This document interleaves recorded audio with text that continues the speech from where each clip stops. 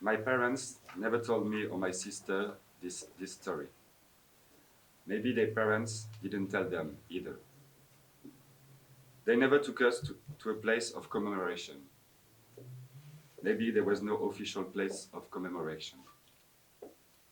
Place and space to commemorate. Place and space to commemorate. It was not part of their lives either. The first time I went there, I was 27. My work as an artist took me there. It was a coincidence. I was assisting someone, another artist, doing research for him at a former concentration camp, Montreuil-Bellay, in western France. Montreuil-Bellay, the largest camp dedicated to the internment of nomads in France. It was run by the French government.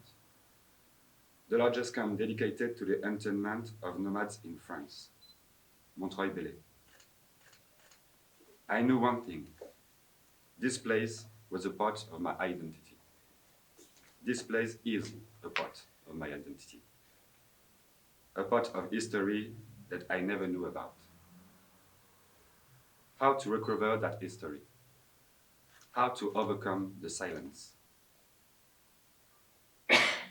I hear the voice of my grandfather saying, "Blood tastes like 5-cent coin.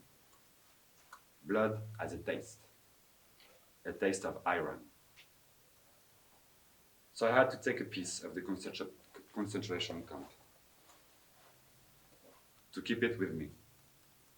This piece of iron, the taste of a 5-cent coin, the taste of blood, the taste of my blood, the taste of our blood.